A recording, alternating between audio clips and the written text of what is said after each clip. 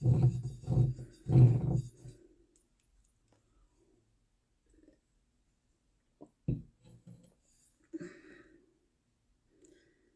alaikum, everyone. We're just going to wait for people to join in.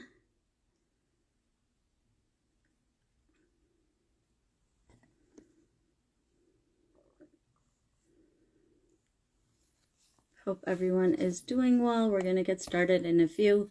Walaikum assalam, Aisha. Thank you for joining in. I see our executive director for Muslim Women's Alliance is here. Nur Rahimullah Tahani, another board member. Assalamu alaikum. I am excited to have this conversation. I think that, as far as awareness, that's a reason why we do things like that. I have to say salam to Salaha, who joined in. Salaha was a friend. She's still a friend, but she was a former intern at Muslim Women's Alliance, so it's always good to see familiar faces. Assalamu alaikum. We got a question about scholarships. Yes, Muslim Women's Alliance hands out annual scholarships, the Aisha Scholarship. We will be actually going live with the application for 2022 soon. So please make sure, I see Farishte Zakari, please make sure that you inbox us, and then we can make sure to send you a link as soon as it gets started. We will definitely be giving out scholarships this year. Our annual, we give out 2 a year, and our only requirements are that it be for, it's an undergrad scholarship, and we also give it to Illinois residents currently. So great question. Inshallah, we'll keep going. I am waiting, inshallah. My 2 co-panelists will be joining us soon for our roundtable conversation. We have Malika Bilal and Hakeemah Cummings, who will be joining us soon. It is great to see so many new faces and familiar faces joining in. Inshallah, we will get started soon. The deadline for the scholarship, we have not set the date yet, but it will be before spring, so students can figure out their financial needs for a fall college scholarship. Assalamu alaikum. I see more people from Chicago joining in. I hope all our Midwest folks are staying safe. There's an avalanche of snow coming down right now. And this is about the time of year, the only time of year where Chicago people are like, wait, why do we live in Chicago? But as soon as spring and summer and fall roll around, we're back to loving our city. Okay, I'm inshallah going to be joined soon with Malika, but Hakeemah is here. And hopefully, and here is Malika. Great. So we can get going with both of you soon. Assalamu alaikum. Assalamu alaikum. Let's see. Malika, if you can be added, if you can request to join the chat, there's like a little video camera button. And then you can join in. Hakeemah, it's great to see you. Good to see you too. Here we go. I got the request from Malika. And okay. Let's see. Did it work? Hopefully it gets in. Hakeemah, remind me, are you East Coast? Yes, I'm in Virginia.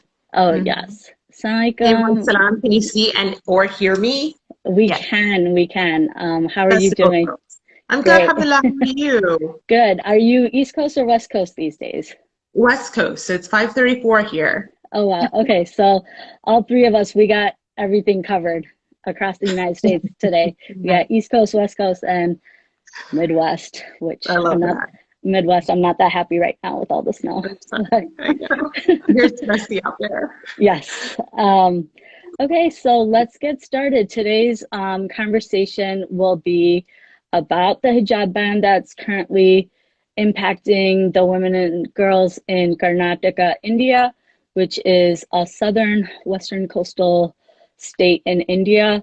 Um, and of course, there are hijab bans already in place in countries, I believe 16 countries around the world now. Ones that I think have gotten a lot more coverage are France and Quebec in Canada, of all places, our not so friendly neighbor to the north. So we will go ahead and get started. Before we start, I'd like to just say a quick dua. Bismillah ar-Rahman ar-Rahim. Alhamdulillahi Rabbil Alameen. Wassalatu wassalam ala Rasulul Kareem. Bismillah ar-Rahman ar-Rahim. My name is Khadija Husain. I am the communications director with Muslim Women's Alliance, and I have been an activist, community organizer for more years than I guess I can count. It's something I've always been passionate about. I am an immigrant with Indian heritage. Both my parents were born and raised there. So I still have a lot of family that live there. So these anti-Muslim policies that are going into effect definitely, are affecting people I hold near and dear. This is something that I think as, one ummah, we all feel the pain when we see our Muslim sisters and brothers struggling with oppressive tactics around the world. I'll have Malika introduce herself, and then we'll round it off with Hakeemah. Okay, assalamu alaikum and hello to everyone. My name is Malika Bilal. I am currently in Los Angeles. I'm based between LA and DC. I'm a journalist and have been for so many years. And currently I work at Al Jazeera English, and we cover international news. So this is definitely one of the topics that has been front and center on our network. And I've had it's not a privilege, but I've had the displeasure of having to cover these stories for more years than I'd like to count. And then just from my own personal experience as someone who's worn a hijab since I was 13, have had to deal with so much of what so many of these other people are dealing with around the world, and whether that is in Muslim majority countries or non-Muslim majority countries, because it happens all places. So excited to dive into all of that. Thank you so much. And my name is Hakeemah Cummings. I am a stylist. So I've been working as a modest fashion stylist for about 9 years now. I also work for a nonprofit called A Continuous Charity. And I do a lot of other things, all using my my platform, alhamdulillah, as an influencer. I've been wearing hijab since I was about 13 as well. And of course, this is an issue that is very near and dear to my heart. And I'm just really happy to be here as a voice who talks a lot about hijab on my platform. And being a Muslim woman, it is something that, of course, I have relatability to and an opinion on, of course. Thank you both, ladies.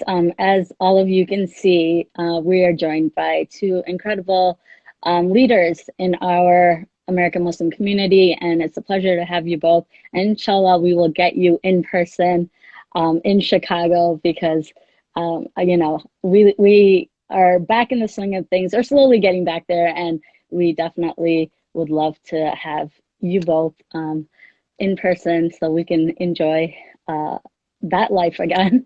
And full disclosure, me and Hakeemah go way back. Our families have been friends since we were little babies. So yes, we would love to come back to Chicago and join you. Especially, I know both of you are hometown girls, so this is I always say Chicago. I spoiled a little bit when I saw Malika, like, oh, hey girl, but I didn't want to listen, Exactly. It's okay. We're family here, so that definitely works. I always say people can leave Chicago, but do they ever really leave? No. So true. Only in the winters. That's the only time. So, all right. So moving on to our more serious topic at hand, I'm sure many of you have seen the viral videos of the Muslim women and girls trying to go to college, go about their daily life, you know, in Karnataka, India, and go to school. And, you know, this situation kind of unfolded when a group of girls started filming their experience of being blocked from going to school. And they were just literally sitting outside in the street on the steps of their school, just trying to, you know, learn their lessons in any way they can. And that went viral, followed by the more recent video of the young Muskan Khan, who stared down an angry mob of hecklers. I mean, that's what they're known as in the media, you know, and they were screaming at her as she was walking into her college to, you know, take off her hijab. And she very passionately just responded back with cries of Allahu Akbar, God is great. It was difficult to watch. While, you know, a part of us were like, yes, look at this girl standing up. I mean, I know as a mother and just even as a human, right? Like you just feel like this fear, this like awe, and it was scary to watch her, you know, do this. And I kept like saying, God, please don't let this end in, you know, any harm to her on, you know, a physical level. You know, this is a election year for India, and this is why now we see this ramp up in anti-Muslim legislation, similar to, you know, what researchers have found what happens in America leading up to United States elections. There's a lot of anti-Muslim rhetoric that is being expounded on by politicians. And this is what you see happening now in India, Karnataka being the home base of the large national party of the BJP party, you know, which is the current President Modi's party, who they are using these kinds of policies, these anti-Muslim policies to kind of, you know, really divide the communities, the Hindu majority community versus the Muslim minority communities, and create, you know, this us versus them feeling. I mean, all of us who've lived through the last two very tumultuous elections, I think we all kind of can sympathize and empathize with what the community there is feeling. Well, my first question is, Hakeemah, you've covered, like you said, you've covered a lot of this happening around the world. Do you see this, what the situation that's unfolding in India as like a precursor to some kind of larger anti-Muslim, possible like genocidal attempt by the India government? I mean, there is definitely more marginalization happening right now of the Indian Muslim community than ever. So this is a question for Malika, right? Malika, I'm sorry, I said okay. Malika. Okay. Yeah. I was looking at you. Yeah. He was also covered that. Okay, so I will preface that by saying I tend to not like to draw trends or wide sweeping analysis of anything, just because in my own day-to-day, that's not my purview. So we'll have it on analysts who'll do that for us. And the analysts are saying just that. The people who are watching this are saying just that. What I can tell you from just the snippets of stories that I'm able to see and to hear, and when we talk to people in trying to put together an episode about this, when we talk to people in India, across India, not just in Karnataka state, because then the protests have spread as well, the feeling is very similar. The feeling is that this is calculated, this is not random, and this is increasing, and it is because of the elections. So this is something we should all, you know, it's not a surprise to the people who are living it, and it shouldn't be a surprise to watchers of what's happening in India. You'll also hear from people that it's nothing new. I think if you had been watching this carefully and closely, you also would not be surprised, because you would know it's nothing new. There have been drips and drabs that kind of pointed to something like this spilling over for a long time now. We've heard of these tensions. They're often called tensions in the media, and whether that is BJP supporters or people who are aligning themselves with the ideology of BJP, which is the Hindutva ideology, which is this pro-militarism, Hinduism staunchness that the BJP is often aligned with. So whether they're actual BJP people or whether they're people just aligned with that, you'll often find stories about how there are clashes with minorities, clashes with Muslims, clashes with people who they feel are not following the majority. And it was only a matter of time before that ended into something like this, which is what we're finally seeing. And the reason we're seeing it, because again, this has been happening, is because it's on video, because we're seeing the videos of it, we're hearing the stories, and we're getting to see from all around the world with our very own eyes what some people are having to deal with. So yeah, I won't say I think it's a trend, but I will say that analysts do think it's a trend. Definitely scary, to hear the different analysts really talking about how all the factors are right now in play, like this otherization of the Indian Muslim community. It's, what my fear, I guess, and a lot of people are wondering is if this is something that, are we going to once again be too late and try to like stop something, that's already in motion? Are the wheels already in motion? Like with what happened in Rohingya, there were people that were, sounding the alarm, but, eventually as the world slowly mobilized, it was more in a reactive rather than a proactive way, like, trying to figure out what to do with the refugees that were coming out of the nation, fleeing from, the terror there. So thank you, Malika, for that. Hakeemah, my question to you is, I'm sure as someone who is in the modest wear industry, you've seen it, heard it all, like when it comes to, what people think that hijab means.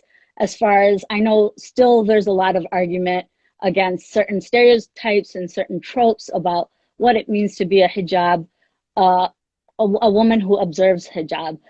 Do you feel that that is slowly changing here in America or outside, in the more international world? Do you feel that people are still considering hijab to be, a sign of a woman's like subservience, as no Muslim woman would ever say, but, people love to say that about us. How do you feel about that? I think the image of a woman in hijab has always been something that has been seen to be powerful, right? And some people see that power as positive. If I see another Muslim sister in her hijab, I would see nothing but an empowered woman unless she showed me otherwise. I don't see the hijab as anything that symbolizes oppression or being subservient or not having a mind of your own or not being smart or anything like that. Of course, that is definitely a sentiment amongst lots of people. And so I feel like people do still see it as powerful, and so they want to break it down. They don't want to see you show your strength, show your zeal for your religion, your faith. They don't want to see that strength. They want to see that broken down. They want you to manifest that subservient, degraded woman that in the back of their mind you should be. And I feel like it's because hijab is such a powerful statement that you are living above the standards of this world, that you're living for something greater than someone giving you, say, a compliment or some kind of acceptability politics that you're playing in the workplace or like whatever. Like, we are constantly in opposition to those standards on a day-to-day basis. And we force people to look beyond what our physical attributes are to see what else we have to offer the world. And that's powerful. And when you want to break someone down, if you want to break down not just an individual, but a whole society, you start with the women. You start with what is powerful about women. And for Muslims, it's our hijab. And you start by breaking that down. You start by telling them they have to rip it off. they have to, if they want to go to a respectable place like a public government facility or a school, then you have to take it off because it's way too, it seems to transcend all of the indoctrination that they want to institutionalize you with school or with work. They want to put you in a certain mind frame that there's other things more important than your relationship with Allah. And constantly Muslim women are saying, no, there's actually nothing more important than that. And we can actually move through the world with our relationship with Allah literally on our like across our bodies, you know, more than just written across our forehead, enshrouded in that. And we can still be the lawyers and the doctors and the change makers and the politicians and all of that. And that challenges the notion that a woman can be all of those things. It seems as if a woman has to wield some kind of like sensuality, sexuality. We have to be trying to get around, you know, and that's not necessarily true. Like, we're constantly challenging that notion. And I think that when people see an empowered woman and they don't want to recognize the truth of that, they don't want to recognize the reality of that, it starts with just breaking that down. And that's not only been happening now in India and before, and now in France and before in France as well, but it's been happening historically. It always starts with the woman. And for Muslim women, our symbol of strength is that hijab. So rip it off, and then we have that. We've broken the society down into submission to what we want them to believe and how we want them to dress. And I just want to piggyback on that, if I could, because Hakeem was talking about this symbolism, and it is so striking that I think that this is what's like caused the furor that we've seen over this, is because in addition to that symbolism, it's also these girls, these young women are trying to go to school. They're trying to study. So these women are already empowering themselves. You know, we're going to talk about that, empowerment, and she's not an empowered woman because she's wearing this piece of scarf or this cloth. These women are empowering themselves by trying to study for their exams to get into university. These were pre-university colleges where this first broke out. So they're studying. They are trying to take their tests for higher education. You know, these are clearly instances of women who are taking it upon themselves to be educated and to advance themselves in society, and then are told, nah, you can't. And it's not just in India. Like, it's also the same when we see in Europe when they were debating the ban, because it's not just France. Germany had a little kerfluffle last year that the European Parliament is still debating. These are women who are in the workforce, women who are trying to be teachers in Canada, women who are trying to be empowered members of their society and give back to their communities in the way they see fit. And that's when they're told, no, you can't actually. So it's flipping that symbolism on its head and really just reinforcing the actual view that people have of women in general, but especially Muslim women. Yeah, I mean, both of you, I think, are right on the money. This is, you know, definitely something you can see in research that's been done by, you know, people like ISPU and Pew Research. You know, they talk about how Muslim women are, in fact, the most strong faith believers, faith participants in the Muslim community, you know, and I do think it stems from so many of us having the courage to be visibly Muslim, you know, and this is something that, you know, we continue to see reflected. And, you know, I know people kind of are like, oh, you know, there's so many hijabis, like, you know, it's kind of like a marketing ploy that you see in different advertising campaigns. But, you know, there's a part of me that, you know, and I see my kids do it too. They're like, hey, look, there's a Muslim there. There's a Muslim there. And, you know, this is because intrinsically, I think that Muslims are, you know, we've been here, you know, our community has been here since the inception of this nation. And, you know, they were part of so many different, you know, aspects of building up this, you know, what we call United States. And I see this also reflected in what's happening in India. The Muslims there have been there since the inception of, you know, the nation. The Muslims have always been there. And, you know, they were there when the revolution happened, you know, against the British, when, you know, when they split off into India and Pakistan, they were there for that. And this is all part and parcel. And to now say that Muslims can no longer practice their faith the way that they believe in, you know, the thing that the India Constitution gives them the right to, as well as, you know, where we have the Constitution to have those freedoms as well here. I mean, it's saddening. It saddens me to see it. It's speaking to different elders in the South Asian Muslim community. A lot of them are just shaking their heads. They're like, "This is not in India. We recognize this is not something that we grew up with." But like the fact that it's going to this extreme where they're being denied rights, like as far as education, it's definitely an alarming trend, and I hope that this like world like uproar, outrage over this, I hope it can go towards, the judges now making decisions that will say otherwise, that these women will be given their right to both wear hijab and to pursue their education, inshallah. My next question, I can go back to Malika. As a journalist, can you talk about what responsibility the media has when covering these confrontations between administrators and students that are wearing hijab? It's disconcerting to see these viral videos of these women and girls being forced to take off their hijab on camera. I know, I'm not saying that you personally do this, but like, a lot of these videos, and you see like that one video where a reporter was like chasing after this little tiny girl in this backpack and her hijab on, and she was running as fast as she could. And it's become like kind of like just there for sensationalism to show these women, at their very like most vulnerable point. Yeah. So. I'll start that by saying I speak for myself. So we as hijabis, people who wear hijab, know we take care of our hair, we take care of everything that's covered, because when it's uncovered, you still want it to be healthy and look good.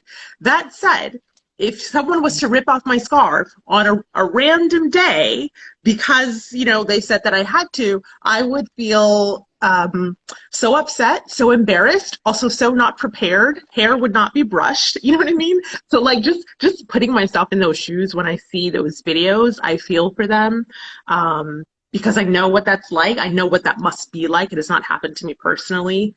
Actually, it has, but not in that sense. It's more like you can't wear that in here, and then you have to decide amongst yourself, what will they accept? Will they accept a turban? Will they accept a hat? That happens a lot in the Middle East. We will get to that. So I put myself in their shoes because I can only imagine what they're feeling, because I can kind of imagine what they're feeling. So I'll start there. I think it is a double-edged sword. I think part of the reason that we're even having this conversation and that people are talking about it online, it's a trending hashtag, is because people have seen the visuals and they're so striking. And so the visuals have helped amplify this story in a way that I don't think that they would have if you didn't see them. That said, I would never condone chasing after anyone who doesn't want to be on camera or doesn't want to give you that interview. I think some of them are a little bit egregious. The Indian media landscape is vast, and there's all kinds of types of journalism you will find within it. And I think anyone who has ever watched Indian TV can attest to that. So you will find all kinds there who are covering this story, some more sensational than others. But I think the ones that are most powerful to me are the video that you mentioned at the beginning of this, of the woman who is walking to school and then is made to confront a mob of people yelling at her, screaming at her, hurling epithets and all kinds of things at her, and she's forced to face that, and the cameras are on her, and she did. And I can't imagine what I would do in that instance. I might cry. I might want to run the other way. Instead, this young woman took it upon herself to keep walking and to scream back at them and to shout, Allahu Akbar, God is great. Like she had the fortitude to know what to do, and that caught the cameras, and that got spread very widely. And I think that was a testament to how she was able to handle that situation, but also then it helped amplify this message even more. So I think it's a good and bad thing. And I would caution against people sharing images or videos on social in which it's very clear the people on the other end of the video camera did not want to be videotaped. I think then that responsibility is on us as consumers, because the media is going to do what the media is going to do, but we don't have to be a proponent in sharing things that we can clearly see were not really meant to be shared or meant to be public. Absolutely. That's a great point. We all share a responsibility, especially with our own social media platforms. We don't have to bring it back to always viewing people's trauma, right? We can speak on things, we can post about things with still trying to protect the victims or the people who are enduring these kinds of trials. Thank you, Malika, for that. Hakeemah, I have a question. Since you are a leader in the modest wear arena for years, do you think that hijab bans like these around the world are going to impact the billion-dollar modest wear fashion industry? Or do you see, on the other hand, like women just doubling down or more? I always am intrigued by these stories who like Muslim women who like put on the hijab after like some kind of huge incident, anti-Muslim incident that happens. There's so many stories that come out like that. What are your thoughts on that? Yeah, I think these things definitely do affect in a lot of different ways. So recently we saw on Vogue France, there was a picture of a certain someone who's become popularized really for no reason, wearing a scarf on her head. And Vogue France decided to take that picture and caption it, "Yes to the headscarf." And boy, was that triggering. Because in a country that bans the hijab and criminalizes Muslim women for covering, because it was fashionable on a non-Muslim woman or a woman who they were trying to make her trending of the moment, it was yes to her headscarf because it's yes to fashion and she represents fashion. And as Muslim women who wear hijab and are in tune with our style, it was always, a sentiment that our hijab had to be kind of compromised in order for us to fit into mainstream fashion.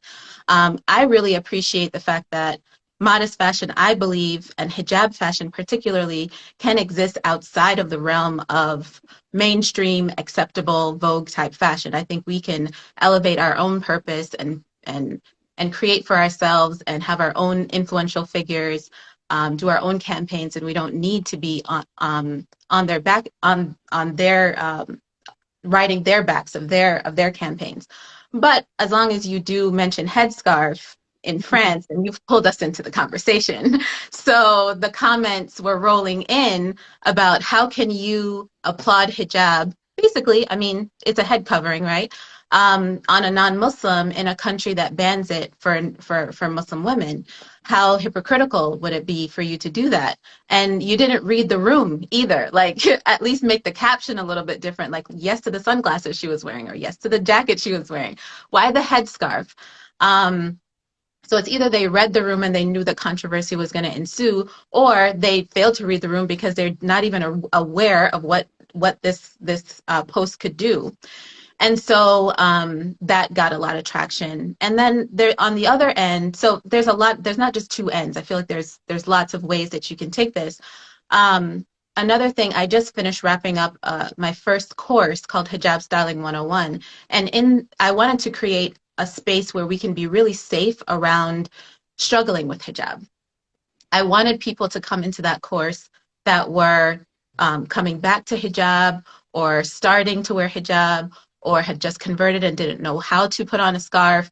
And we got very deep we styled a lot. We got very fun with colors and all that stuff that I love to do. But we also got we got into our souls, and there was a lot of vulnerable moments where people were expressing fear because there's so much going on, with these bans, and just, you don't know what your neighbor thinks about you. There's Islamophobia everywhere, and it's like this fear mongering.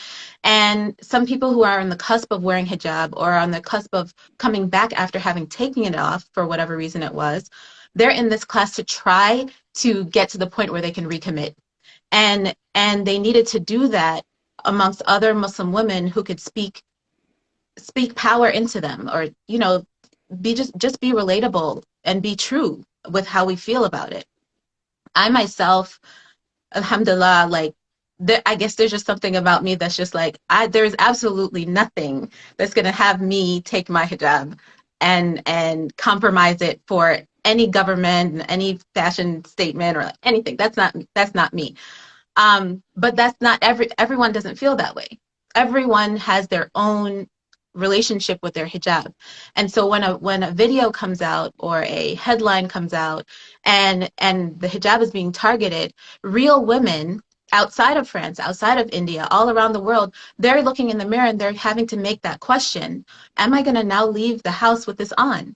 This thing that means so much to me, because the media has portrayed it some way, or because a government has said it's no longer acceptable, or because Vogue France says that it's only acceptable on non-Muslim women, from all these different angles, how can I just be free with this? How can I feel safe with it?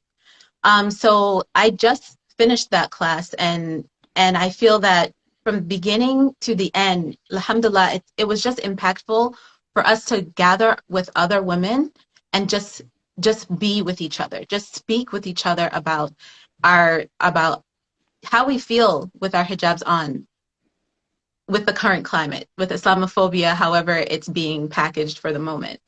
Um, and so like as a stylist, I know that people are, and as an influencer, I know people are kind of using the image of a Muslim woman to make things more relevant, to make things more, to take the diversity box, because they actually do appreciate Muslim women, or because Muslim women are just like any other woman. We can enjoy things outside of like this context of, oh, the hijabi woman is enjoying things. We're just a woman enjoying things.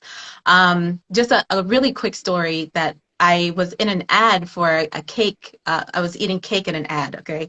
It was a post, and I was eating cake and You made celebrating. that cake look so good. Oh, you saw the picture. And and they say never look at the comments, but I looked at the comments, okay, because I was ready for them.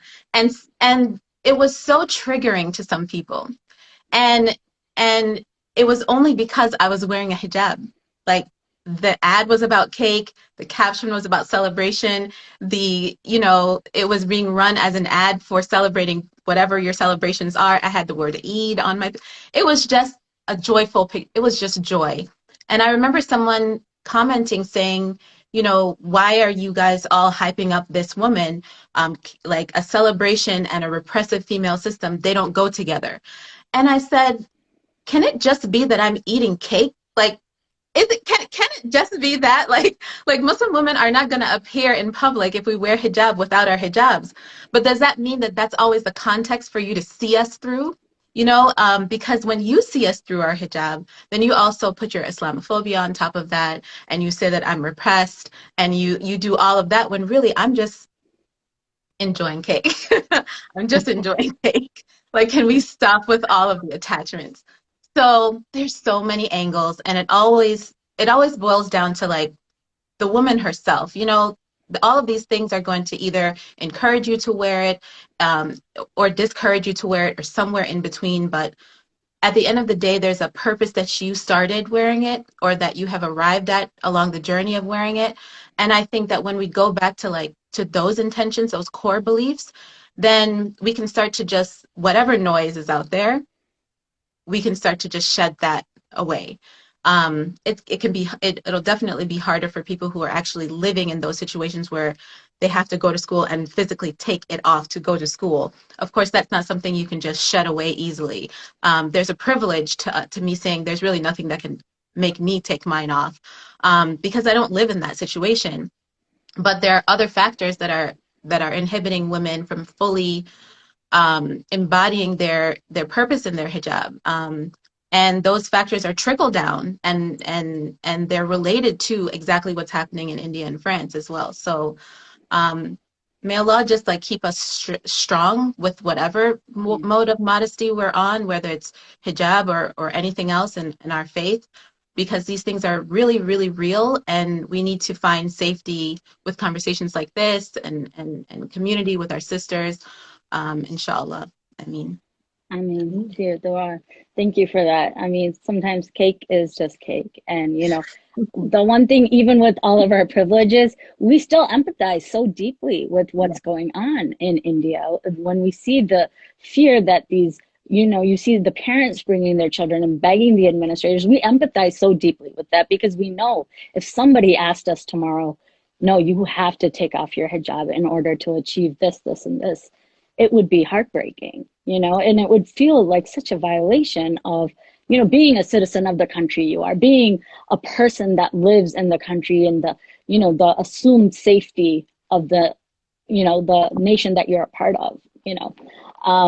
Malika, I actually have to give you a lot of credit because while Hakeemah was talking and when she mentioned, France and Vogue, like I want to roll my eyes so bad. How do you hold it in, girl? Like I was like, do I roll my eye? But then I see my mom is on there and, she would have something to say about that. So, yeah, a lot of empathy for how you maintain your professionalism at all times. Yeah, especially because I've had BJP, when we're talking about the India context, we've had BJP politicians and proponents on who argue what they argue. And I think for me, it still just always comes down to, are you denying someone's freedom in any way and why? It doesn't encroach on your freedom. Why are you denying it? Especially, when you have the Constitution to back you up. So this is just an aside, really, because the Constitution backs up these women and it backs us up here in the U.S., all of that. So aside, when you have people who are so anti what someone else is wearing and it doesn't affect them, it did not affect the commenter and Hakeemah's post on her delicious looking cake at all. Why are you sharing that? Why are you sharing your opinion, and why are you trying to detract from her happiness, her joy, her living her life, So yeah, keep that straight face. I ask the questions and keep the straight face. Absolutely. Just keep it moving. I want to really thank you both for joining in on this conversation. I see we have one question. I wanted to encourage the viewers to send in their questions. Well, it's more of a comment saying that haters gonna hate, and yes, we do know that. I'm gonna go ahead and put this question up from Tahani, one of our board members from Muslim Women's Alliance. How could we help people living in those situations from afar? I have a couple suggestions, and then both of you are welcome to add in anything that to what I'm about to say. There are, as we know, that many cities are participating in solidarity rallies. I know Chicago is having one this Saturday down at the Daily Plaza, and where people are being invited, asked to spread the word about coming out to protest the hijab ban that's happening in India. A more active way, I know rallies tend to be what people consider like a little bit, on the softer side, but still, there is an importance, I believe, in raising our voice in community. Other things, I would encourage you to reach out to Justice for All. It's a human rights organization. They've been behind many of the major campaigns, Save Uyghur, like what's going on in China. They're trying to have, a lot of discussion, and, they actually had a recent bill passed in the Congress due to their efforts, really asking companies to stop using labor camp workers from the Uyghur community for their products. Justice for All, they started with what happened in Bosnia, and now they're continuing on with, as human rights violations, as these situations show up, they are there at the forefront. They do have a lot of information that you can go back to your own congressional leader about, and you can raise your voice. It's important that, we don't wait for the next person to take up the call for this, or for any situation where you feel passionate about, where especially the Muslim community is being impacted, because our community tends to not make use of these avenues, right? And a lot of times these congressional leaders will be like, you know what, no one from your community really brought this up, none of my constituents. So this is something that, we should really make it a point to be a part of. And I don't know if either one of you have anything else in order.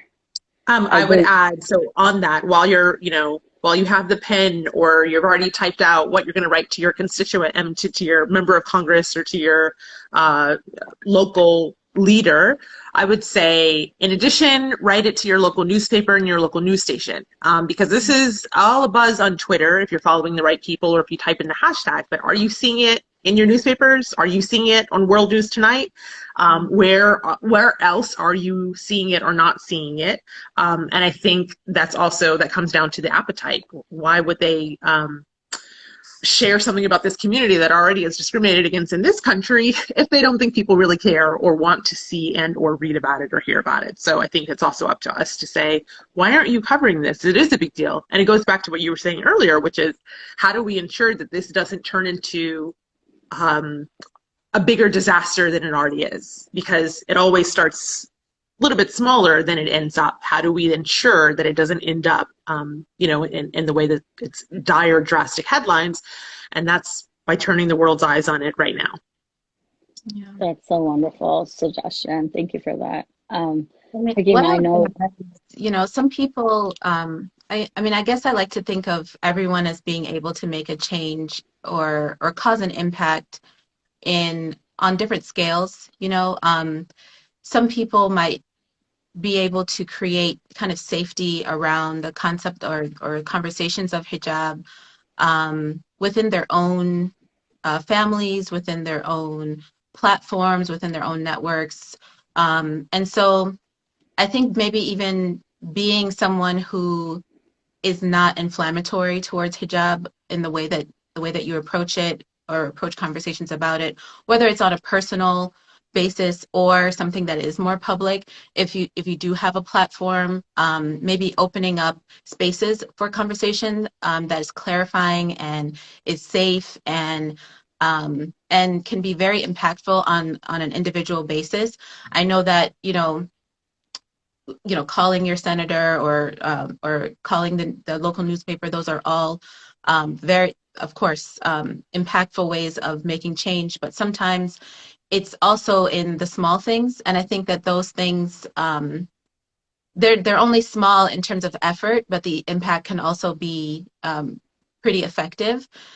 So I think that with these smaller ways of making change, they can also kind of synergize with those larger ways of making change as well. So if there's anyone out there who's not the type who might contact media, or there's also ways that you can make change in your own daily life, or using your social media. We know that social media activism is very impactful. So joining in on those conversations or starting them for your own can also be impactful for creating safety around the hijab conversation. Thank you both. I think those are wonderful, ways that we can all be involved with. Definitely, we all have spheres of influence, whether it's, school, work, family, friends. We all have circles that we can impact, have the tough conversations. It's not just about the hijab ban. Like, it starts off with like food restrictions, right? Like saying that, no, you can no longer consume, certain things that are allowed in your religious dietary things, framework. And then they start eroding away these rights that were before protected under Indian law. And now you see that it's not the case anymore. And who are they going after? The most vulnerable people, right? You have, they're not going after people who are like the big name CEOs or running their own tech companies, or, like really like the masters of industries. They're going after the most vulnerable, like the students and, the families in these like rural areas who may not have, they may have thought that they were alone in their fight, but, through these videos that have gone viral, and that's something that connects all of us now, are the fact that, we are so connected, and, nobody really is alone who has a voice. I mean, in this day and age, you can really get your point of view across and hopefully make a difference, inshallah. I could go on hour after hour with you ladies, but I'm seeing that we're hitting we're past the 45-minute mark. I wanted to ask you guys for your final thoughts. And again, thank you on behalf of Muslim Women's Alliance for joining in on this conversation. It's an honor to have both of you on. Thanks for having us. My final thought would be, because I hinted at this, so I want to I'll use it by piggybacking on what Hakeemah said earlier, which is that this can happen in small ways with conversations in our own little circles, and so that includes our own communities wherever they are. The peg of this conversation today was what's happening in Karnataka in India. And we've also mentioned France. I mentioned Germany. We mentioned Canada.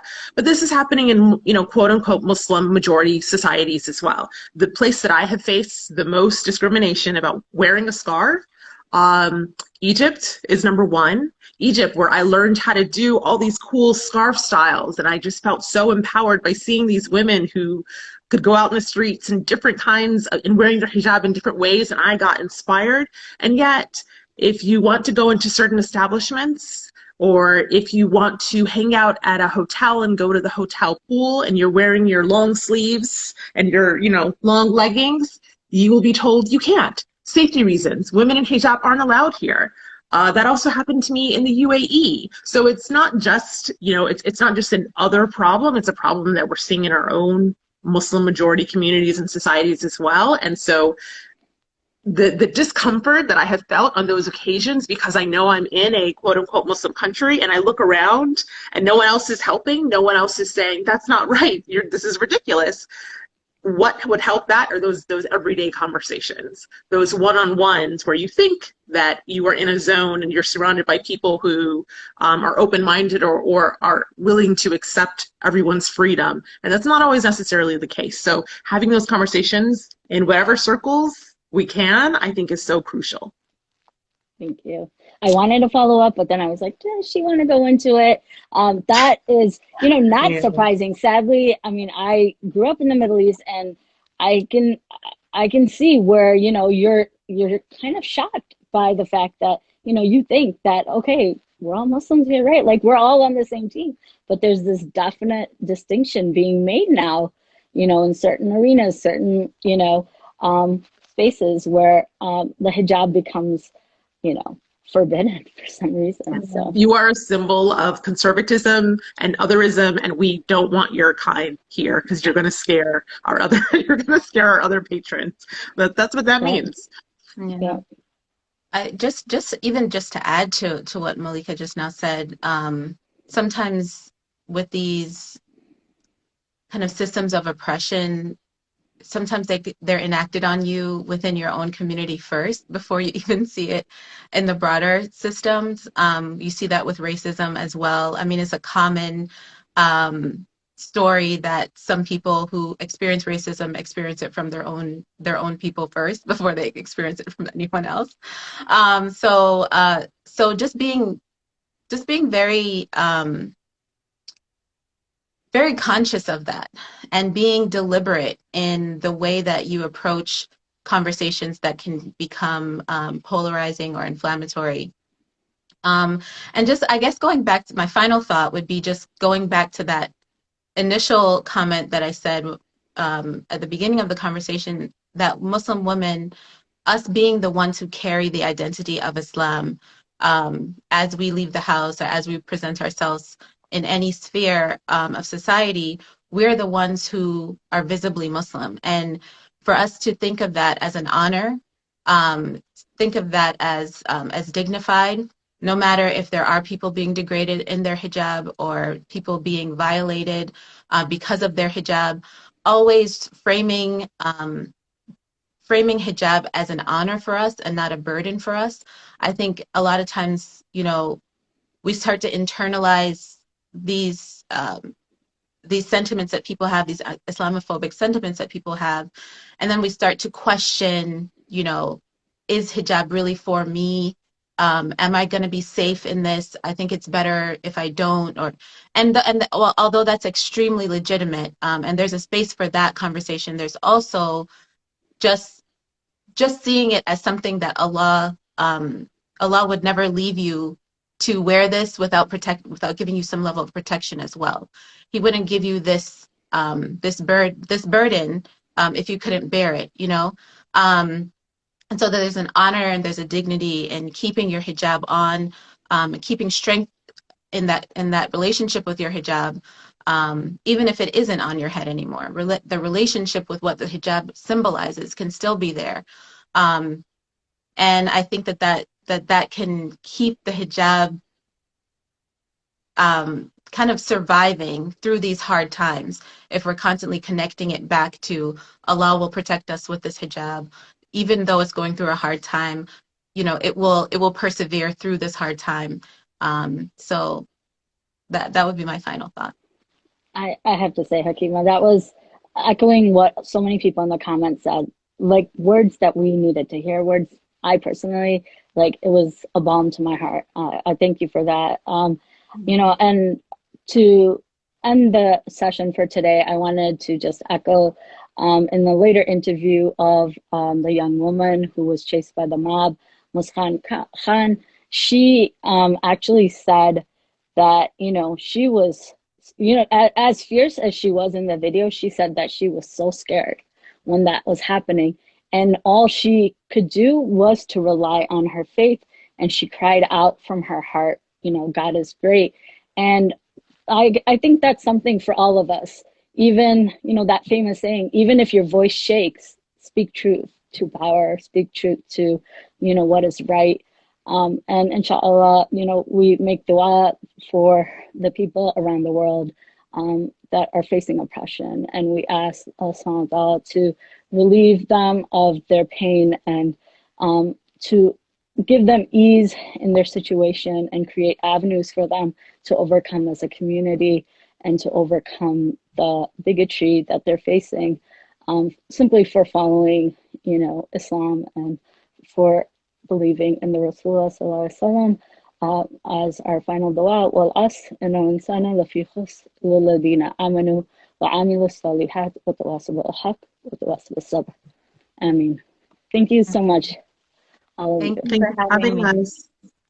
Thank you everyone for joining in. Thank you. Assalamu alaikum. Alaikum salam.